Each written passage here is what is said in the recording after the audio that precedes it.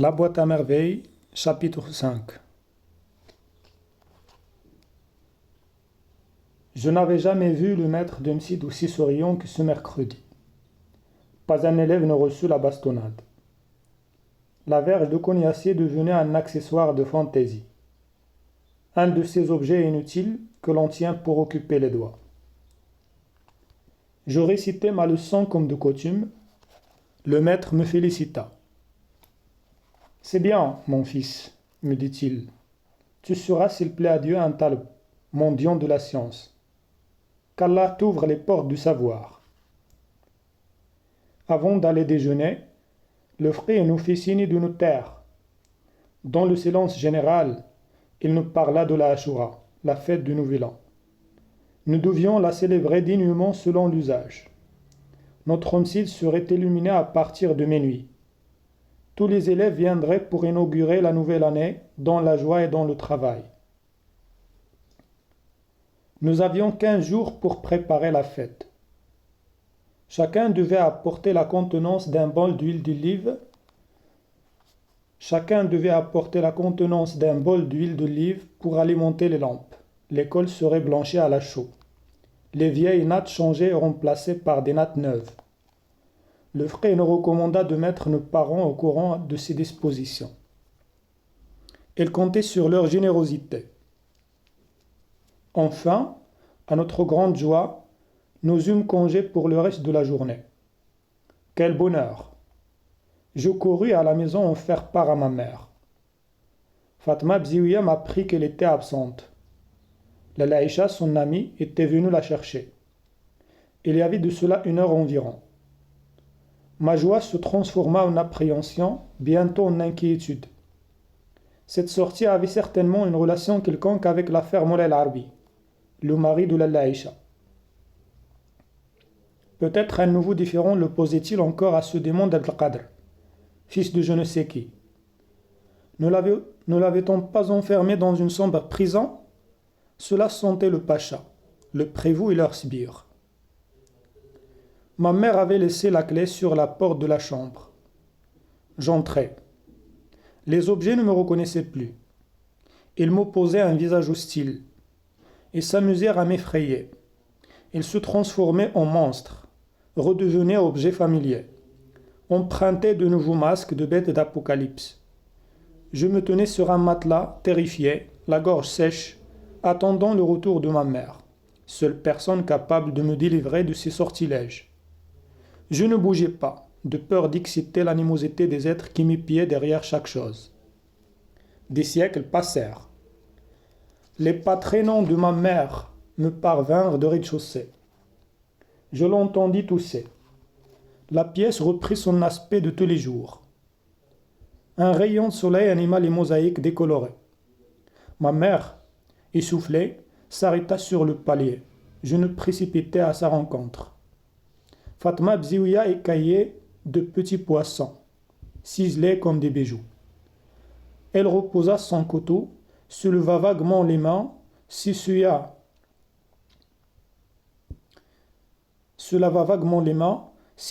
un torchon qu'il portait en guise de tablier, sans poser de questions, attendit que maman lui révéla l'objet de son absence. Ma mère mystérieuse lui fit promettre la plus grande discrétion. Ensuite, elle se lança dans un long discours chuchoté de bouche à oreille, accompagné de mimiques, de larges gestes de 2 bras, scandés de soupirs, illustrés de hochements de tête. Fatma écoutait de tout son corps tendu. Ses yeux suivaient chaque geste, ses doigts esquissaient inconsciemment des mouvements brefs. Aux soupirs de ma mère, elle répondait par des soupirs. Aux hochements de tête par des hochements de tête. Le récit s'arrêta court. Fatma, la main droite sur la joue, la main gauche sur le cœur, répétait « Allah, Allah, Allah, Dieu, Dieu, Dieu ». Oui, disait ma mère, oui. Tout cela fond le cœur et ne peut laisser indifférente l'âme tendre d'un musulman. On ne peut pas souhaiter à son pire ennemi ce que vient d'arriver à la Laïcha. Mais le croyant doit remercier Dieu, même dans le malheur. Elle finit par s'apercevoir de ma présence. Elle m'invita à la suivre. Elle se débarrassa de son haïk quitta ses chaussures de basane noire. Je vais, me dit-elle, te donner à manger. Tu dois mourir de faim. Elle sortit de la réserve à provisions une poterie vernissée d'un brun rouge et introduisit tout l'avant-bras et finit par extraire une longue lanière de viande de conserve. J'aimais la viande de conserve. Elle me servit dans un plat des morceaux gros comme le pouce, nageant dans une graisse délicieuse qu'elle avait réchauffée avec soin. Le pain était frais et parfumé à l'anis. Je mangeais seul. Ma mère disparut. Je savais qu'il chuchotait quelque part à Rahma, la locataire du premier, la nouvelle histoire de la Aïcha, après lui avoir fait promettre le secret. Je savais aussi que je n'avais qu'à attendre. Je glanerai un mot ici, un autre là. Je saurai de quoi il s'agit. Je finis en hâte de manger. J'allais rejoindre ma mère sur la terrasse, où Rahma en effet assise à l'ombre, sur une peau de mouton, se peignait les cheveux. Elle avait interrompu ce travail et écoutait. Sa chevelure noire enduite d'huile d'olive se répandait sur ses épaules. Ma mère disait « La pauvre femme a tout vendu. Même les rats n'ont plus rien à se mettre sous la dent. » « Et l'argent ?» interrogea Rahma. Ma mère s'empressa de la renseigner. L'argent servira à acheter du matériel à Moulay Larbi et à assurer les premiers frais d'installation de son nouvel atelier. Rahma hocha la tête pour montrer qu'elle avait parfaitement compris. Elle approuvait. « C'est très bien, très bien. » Se sentant encouragée, ma mère expliquait. La Aïcha, chérifa d'une grande tante, ne peut pas laisser son mari déchoir aux yeux de la corporation.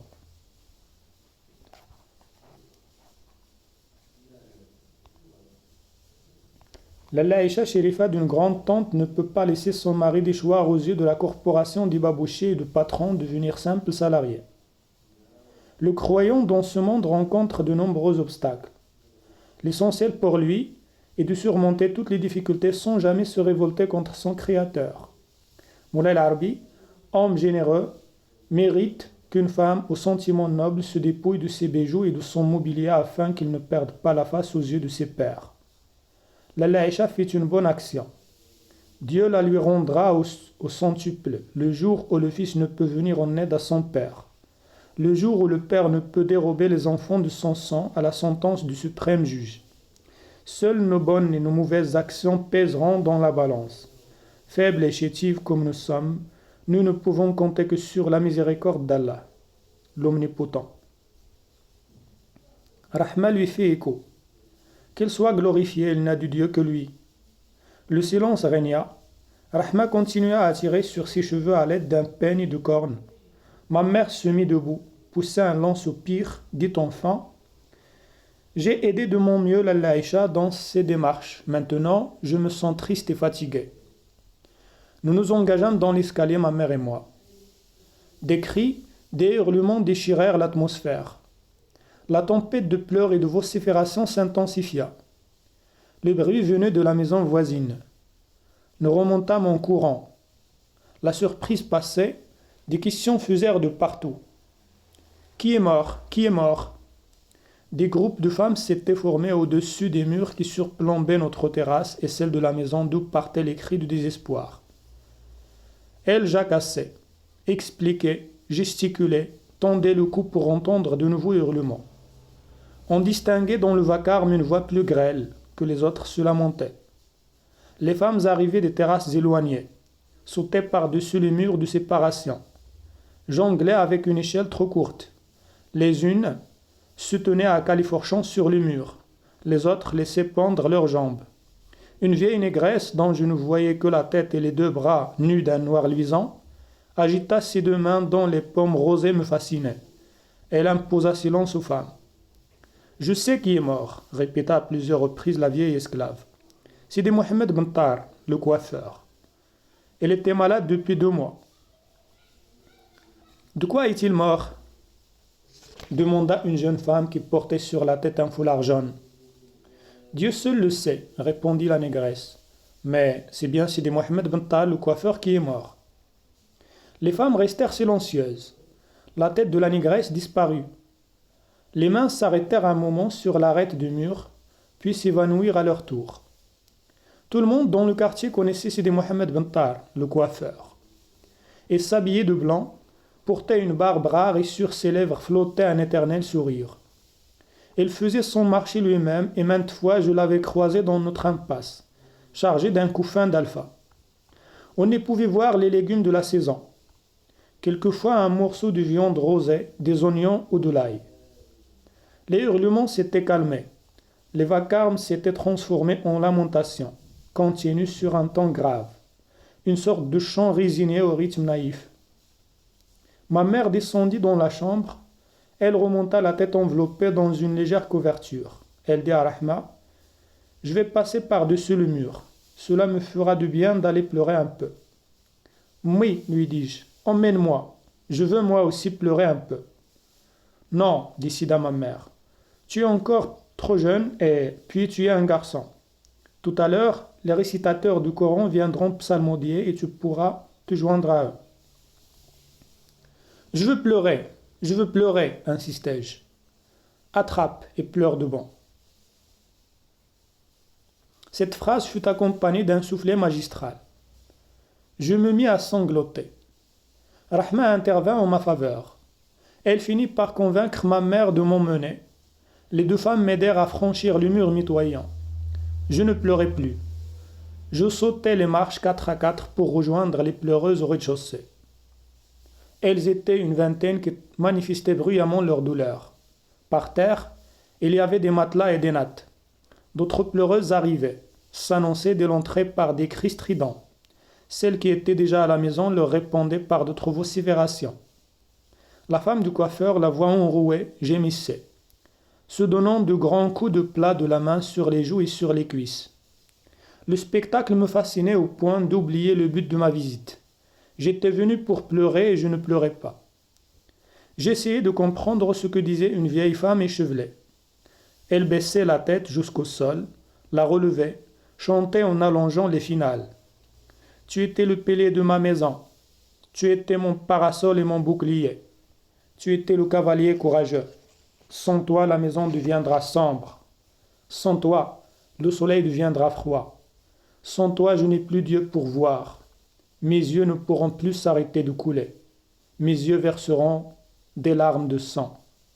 Mes yeux se dessécheront et j'errerai dans les ténèbres.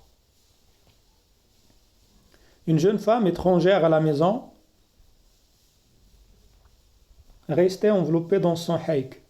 Elle répétait sur tous les temps. « Oh ma mère, oh ma pauvre mère, oh ma mère, je t'aimais plus que tout au monde. » Certains octaient sans rien dire, d'autres invoquaient les saints, adressaient de ferventes prières à Dieu et à son prophète.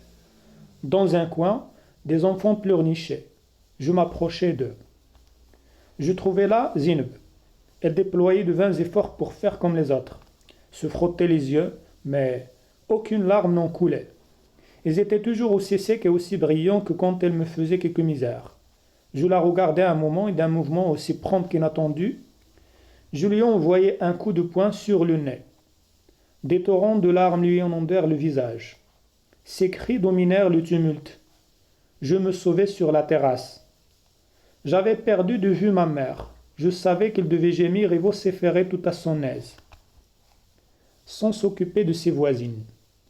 Les psalmistes furent annoncés à la porte de la maison. Les femmes se réfugièrent au premier étage.